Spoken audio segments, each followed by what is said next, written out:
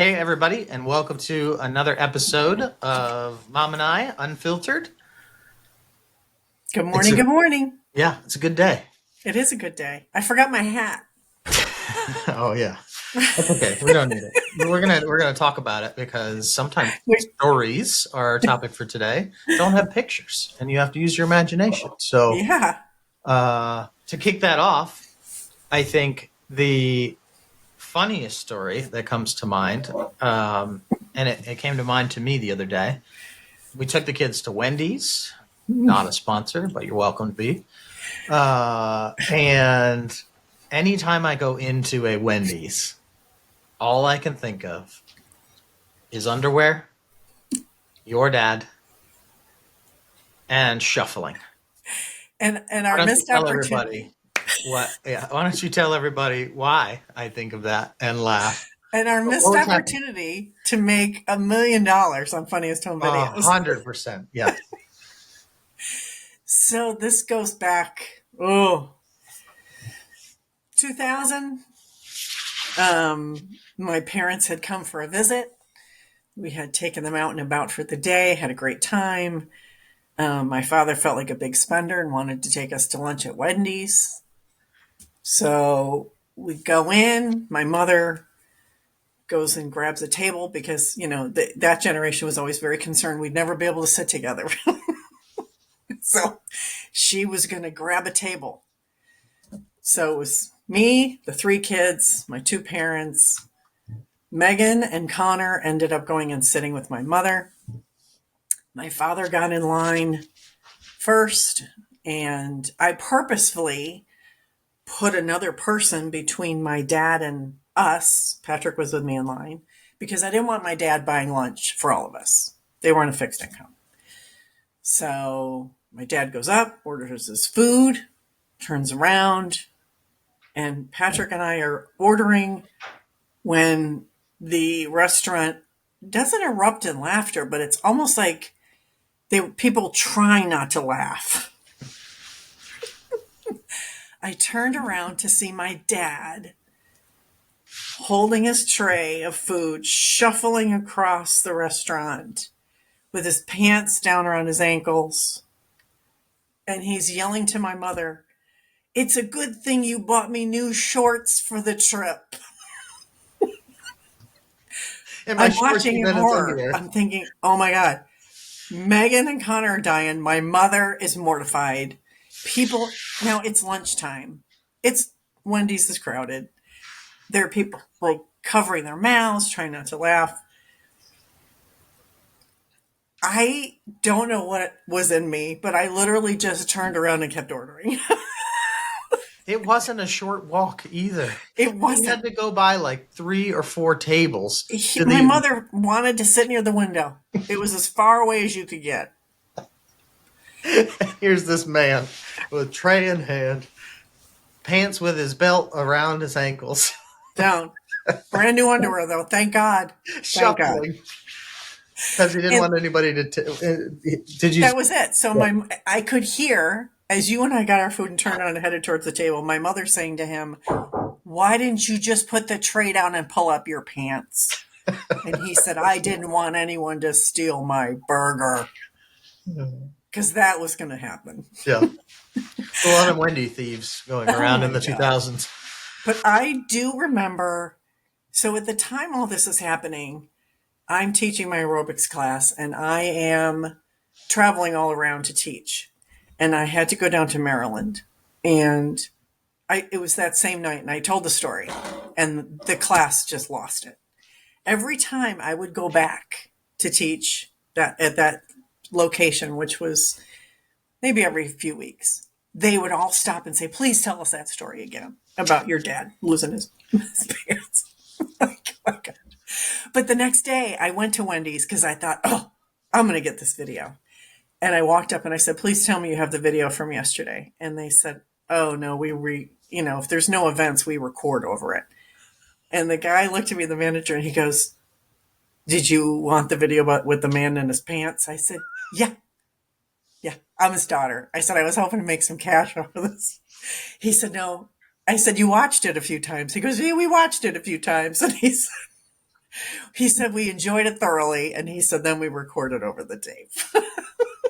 Somebody's got that. They were just holding out. God. Never How forget that. wild was that? But we left Wendy's and we drove to the store, and I got my dad a pair of suspenders Yep. because I Smart. couldn't handle that happening again. So, obviously, that story, everybody was listening when you were telling it because it was quite interesting. I'll never forget it. But that is why we wanted to do an episode on stories. One, because it's fun. We can tell stories and talk about them, but also because they give us, a human connection. That's a fundamental communications process that we've had since the Stone Age. I People was going to drawing on say, walls, yeah, right. to campfire stories, and but it's just what we do. But also to preserve culture, family history. In this case, just family memories that are funny and go to show who somebody is.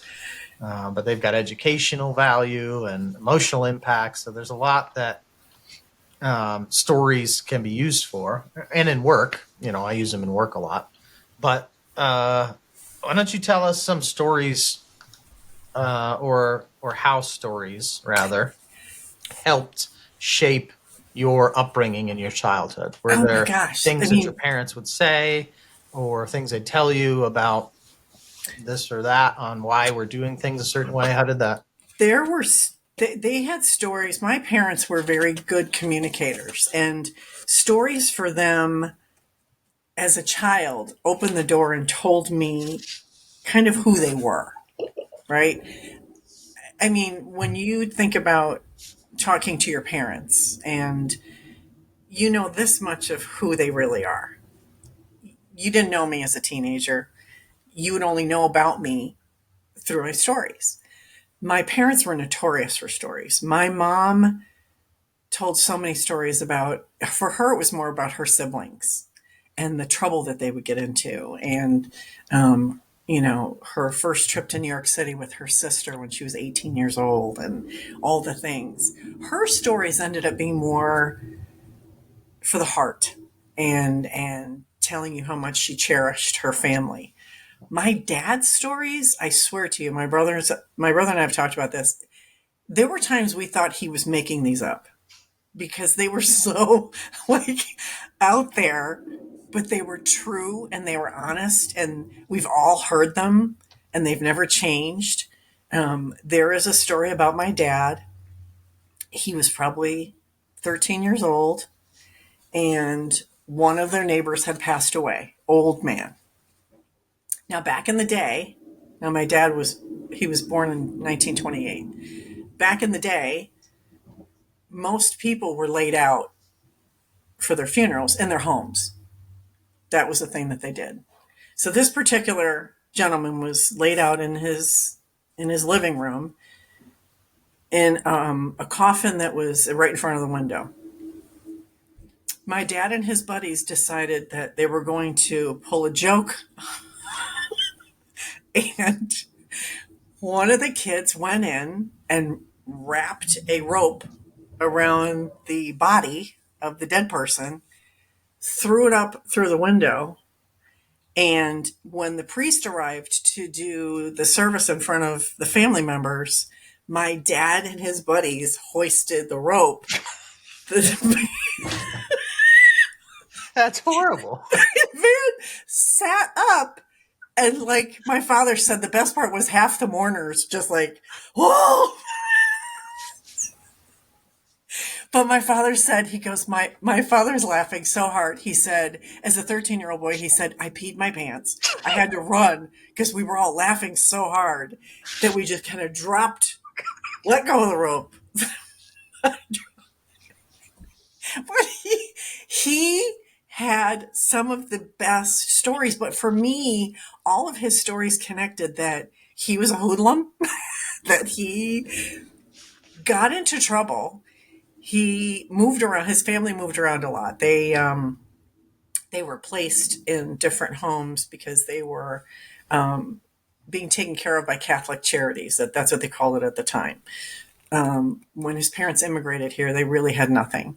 And so Catholic Charities at the time would take in a family, almost like a Red Cross situation, but they would house you in a particular parish and then, move you as needed. So he moved around a lot, but he made a lot of friends and again, got into so much trouble. Like, the things that he talked about. And then it continued like later in life. Like he was a prisoner of war when he was in Korea, escaped the Korean War. Um, and as an escapee, like all the stories that were tied to that kind of were mind blowing.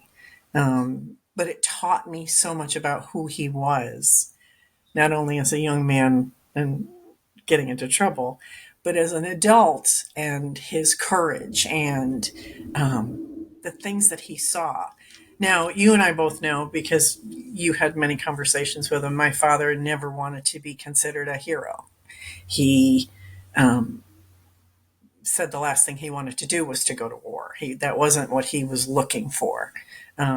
So when you would look at my dad and say, "Thank you for your service," he'd say, "Don't say that. Like, I didn't want to be there." But at the same token, the stories that he told us, he was a hero and he served his country and all of these things. But the stories that emulated from him and came from all that were crazy. I mean, he met the Queen of England one day in England, driving along the road. A car came along and hit a bird. Hit a bird. He was on his bike. He stopped and was helping this bird and had it wrapped in his coat. This very fancy car pulled up, the window went down, and there was a gentleman in the front seat. And he said, is everything okay? And my father said, "Well, no, this bird was just hit. I think it's fine, but, it's a beautiful bird." My father had no idea. The back window goes down. It's freaking Queen Elizabeth on her way to her country house. And she's like, "Oh, that's the country bird, whatever that pheasant. I don't know." And she said, "Thank you so much. This is so kind of you." My father said, I stood there and he said, "I was talking to the Queen of England," and he said, "I thought I was going to squish the bird," because he was like, he said, "I couldn't believe what was happening." And he said, "Next thing I know," she said, "I think you're hurting the bird." But he was like, he said, this is the kind of stuff that would happen that was so crazy. But these are the stories that, and again, I'm very fortunate.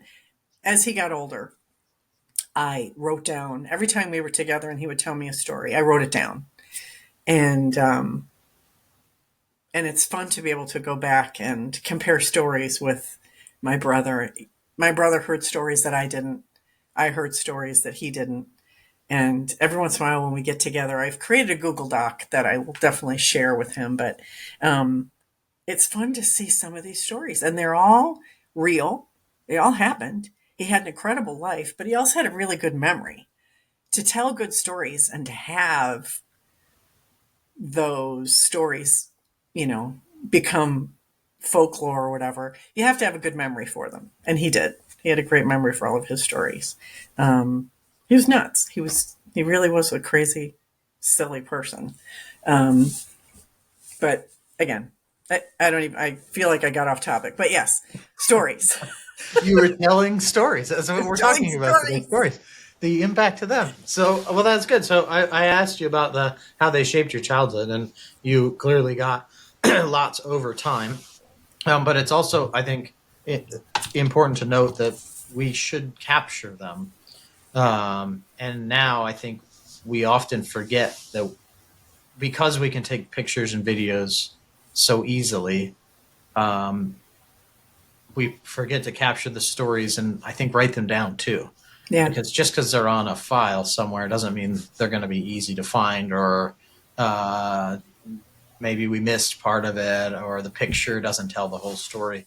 They have to be shared. So yeah, I think that's important. They have to be shared. And stories can be in all kinds of things. It can be, for me, I think my attachment to my mom and her stories come more from recipes. Recipes can be a story. And I remember soon after my sister Jackie had passed away, for her kids, that following year, I made them each a recipe book. And in this recipe book were all the recipes in her handwriting that she had given me. And I included some of my mom's recipes. And I literally had them all bound, and I created books for each of them. So I think that, again, recipes can be stories, verbal can be stories. There's a lot of things that equate to being a story. Photographs are stories. My mom later in life, when she had Alzheimer's, um, couldn't, in her mind, she didn't remember anything past the age of, say, 18 or 19. So looking at old photograph books were her stories. She could look at all these people and tell me different things about each of these people that I still have that photo album. I have no idea who half these people are. They were friends of hers in high school, but she had a story for each of these people because it was a photo album. Stories came to her mind. So I think stories are in all shapes and sizes, and And they're important. not and they're not just for like fun and to get a sense of the personality. Like I enjoy now with the kids seeing what stories they like to do, and they like to make their own and be creative right now, and that's super fun. But it's also neat to see how it helps them with listening, the memory, as you mentioned, their vocabulary, empathy, learning kindness, like decision making. And some companies or some brands do it really well. Bluey, Oh like yeah, we never really watched Bluey. Patrick's 8, Lila's 6. They're kind of at the age where they probably shouldn't, they probably should have aged out of Bluey. But we've only started watching it this year, or maybe the last couple months. yeah, And it is hilarious. And it's it's great. good stories. They're short. Both of them love it. Elizabeth and I think it's funny. Yeah, Um, and so it's neat to see, for me, when I think of that kind of a show or stories, it was Mr. Rogers. yeah. And then Reading Rainbow, which I still make the kids watch when I can find like retro PBS stations. Because like that was literally just what was that guy's name? Montel? No, LeVar Burton. LeVar Burton reading a story, Yeah, or a kid reading the story to LeVar. But yeah, I think it's cool that for kids, the premise of reading stories and learning stories hasn't really changed, other than the medium. And even that, for me, I don't think it's changed too much. They still read books, and there's still television to show them stories. and it's so cool. And again, I think stories serve so many different purposes. I think as a kid, for me in school, and maybe you too, I was not. I was a B student. I was an average student. I wasn't all that. I learned more when someone told me a story. History class. If you just hand me things about this is what happened on this day in history, I'll read it, but it literally is in and out. If you tell me a story, we were watching a movie last night about the the only African American women's battalion in the military in the 40s. If you would have just handed me notes on that, again, it would have been in and out.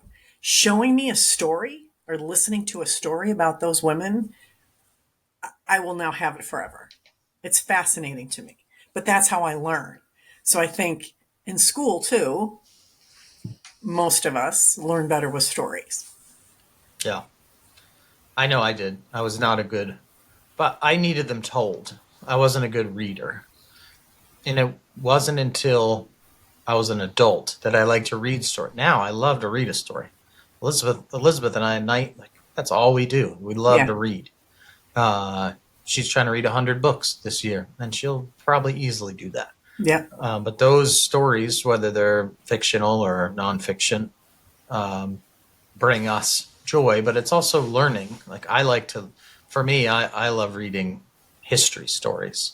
But like you said, during class in school, that was not for me. If no. we reenacted something, or I got to do something, sure, I'd love that. Right. But that's still part of telling a story.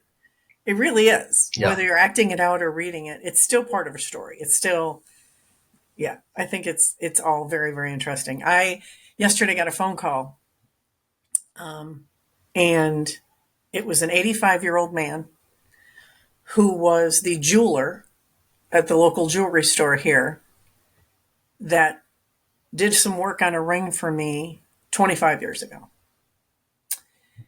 I went into this jewelry store maybe a month ago to have something repaired. Hadn't been in there in years.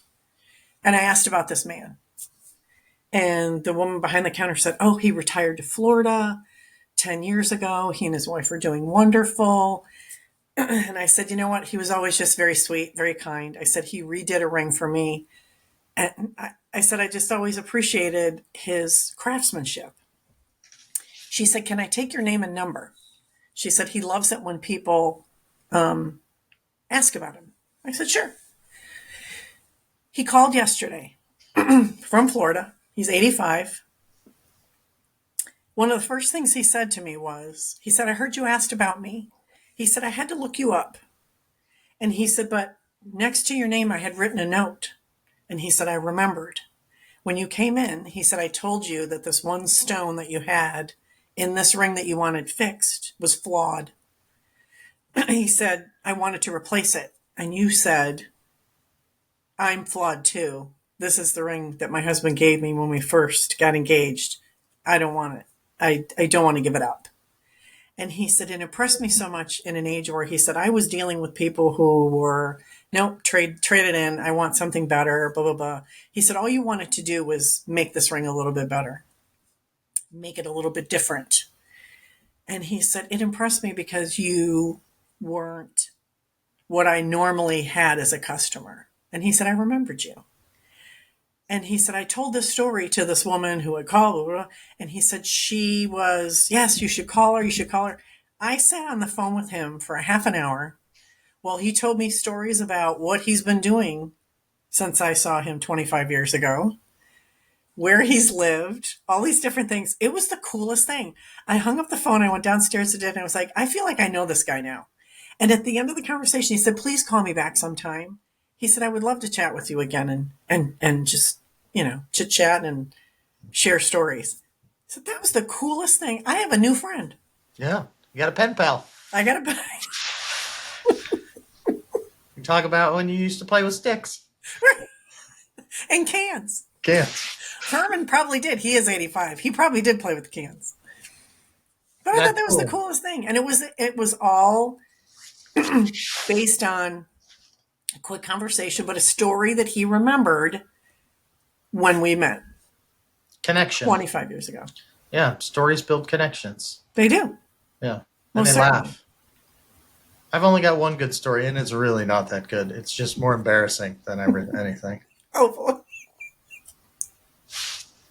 But I tell it whenever anybody feels like, okay, so maybe, I don't know. I hesitated on bringing this up because I was like, is this a path I should take down this podcast? And then I was like, I'm just going to be genuine. And here's it's probably happened to other people. I know, 100%. So I guarantee everybody listening it's happened to, and probably a lot of adults still have it happen every now and again. So it's okay.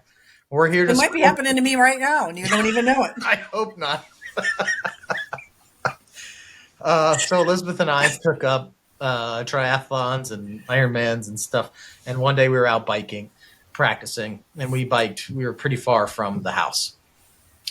I got a flat tire. So we pull over. We carry extras just for that. I take my extra out. I put it in. I fill it up with my little air can, and it explodes. So now I've got 2 flat tires and no extras. And she didn't have, I think we had different size tires or something, so I couldn't use hers. She's like, I'll go home. It'll be, 45 minutes or half an hour to get there. And then she's got to get her car and she'll come pick me up. So she went as fast as she could to go get her car. Well, I'm waiting, and it's by the side of the road. There's nothing around. There's like this, in the South here, there's pine forests that are planted. So they're in nice rows, so you can see clearly down a row. Mm-hmm. And there were, maybe 30-foot pine trees. They were still growing, and then they cut them down and logged them. Well, they were about 30 feet high off of where I was sitting, and I had an emergency. I had to go to the bathroom. But we live in the country, so there's not a store, a gas station. There is nothing around. I'm also in a onesie, a unitard, basically, that zips up from the front. It's got, a padded butt for my butt, and I'm in cleats, and I have nowhere to go. If I wanted to go, I'd have to take my cleats off and walk barefoot in a onesie down the road, and who knows who would try to pick me up. So I'm like, It sounds like you're a human condom with cleats right now. I had to go to the bathroom so bad, and it started getting worse. And I was like, I can't hold this. This is an emergency. And it was the kind you have to sit if you're a gentleman. And just to be clear, I'm not having that issue right now. That's why I was like, I don't know, you're having a problem. So I go into the woods and I hold onto a tree and I'm squatted down doing my business, and it feels wonderful because I am no longer in pain. Yes. But now I have another predicament. I don't have toilet paper. I don't have anything. But as I'm sitting there, as peaceful and calm as this beautiful forest is, I look up and there's a fox. A big fox about 20 feet away from me in the row that I'm looking down, just staring at me like, what on earth are you doing? And why are you crapping in my woods? Oh, I was so terrified at that moment because I'd never been close to a fox. And he was out in the middle of the day and just kind of came around and then put his nose to the air, and he took off, rightly so, as he should. Yeah. But I had nothing to do with whatever smelled like that. I had to pull up my onesie, I pulled it up just so it covered my bottom parts. And, then I have no shirt on, and I kind of waddle toward the road where my bike is. But now there's cars going by, and I'm like, I'm not standing by the side of the road like this. So I wait, and I don't think I had my phone. I don't know why. We were biking. Finally, Elizabeth comes, and she's looking everywhere. I'm hiding in the woods now because of what I've done and how I look, and I can't really walk. I'm kind of waddling at best. And so I finally see her, and I'm like, Elizabeth, I'm in the woods. And she's like, what are you doing? Come on. And I waddle out, and I tell her what happened, and I have to ride on my side so as not to ruin my onesie permanently or her seat all the way home. In the story, it's not over yet because we get to the stoplight right before our house, and we're going, it's a 2-lane road. We're in the left lane to turn. And up next to us, I'm in her tiny Jetta, so it's lower. SUV, like an Explorer of a police officer, pulls up next to us.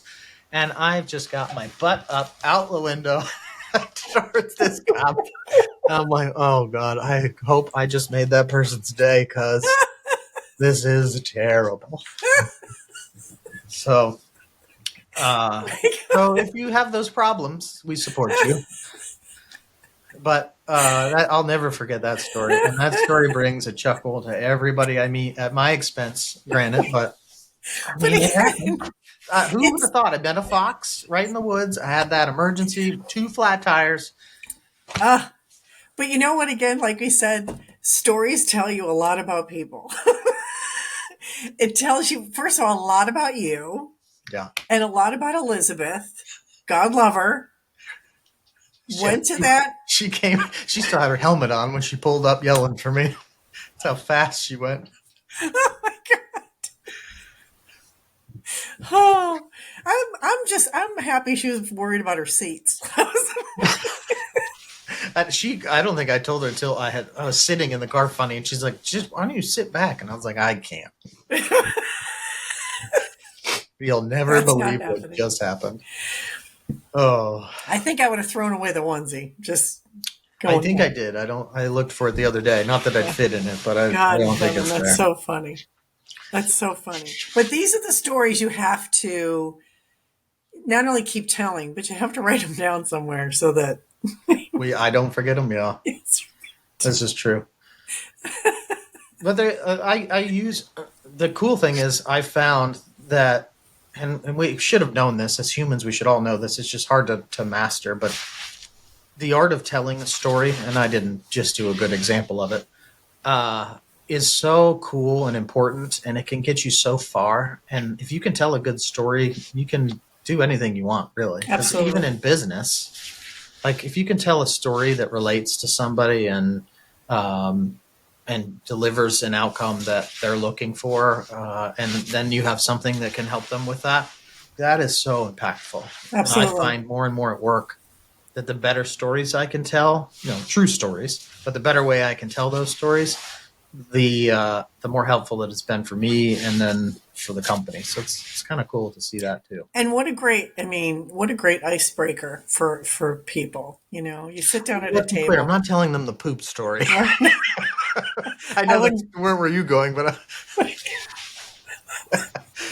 here's my icebreaker for my business software. Hey, everybody. Now let's talk about why we're here. Yeah, not at like a round table or anything, but but I do think that stories can help, like you said, not only break the ice, but you communicate very quickly who you are as a human being. I'm convinced that any story I ever tell, people realize real quick that I don't take myself too seriously. It's not who I am because my stories usually. I would have led with the poop story. Who I am. That's a fact of life. We all It's do it. everybody poops. Yep. Isn't Maybe that a not with book? a fox Isn't watching. there a story? I think there's a story called that. Everybody poops. Yeah. But yours would be everybody poops, but not with a fox watching. No. No. I'm now prepared. Everywhere I go, I carry essentials with me. As you should. Yeah. As you should. I'm trying to think. What else have we not touched on as far as storytelling? Well, I made a bunch of notes. It's kind of boring. I don't want to talk about stories across generations, usefulness of stories. Like we know they're useful, power of stories, their universal language, lessons from stories, how to be a great storyteller.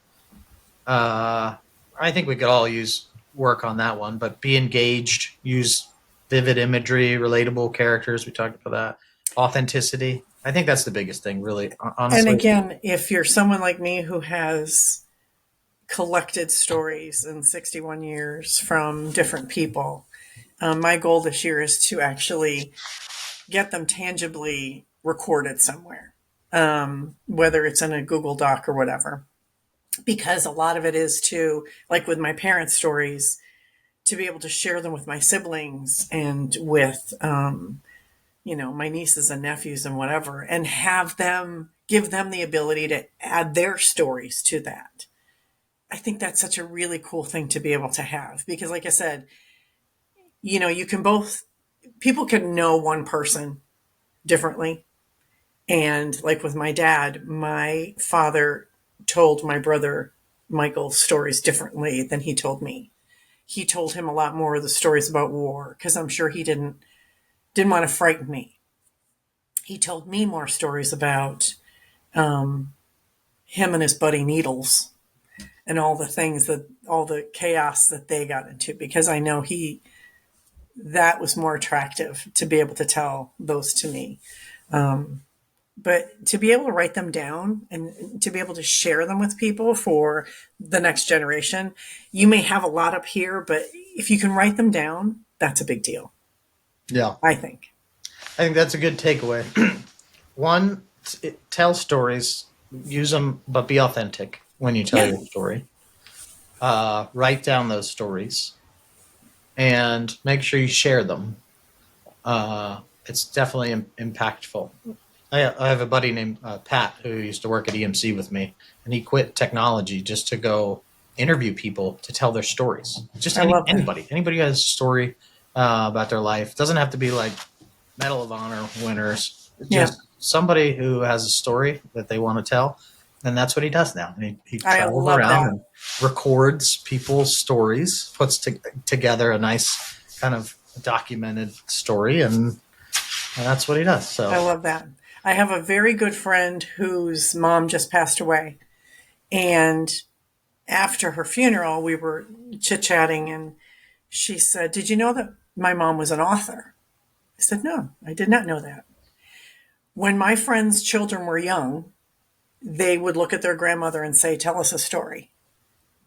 She would make up stories. And sometimes they would just be authentic stories.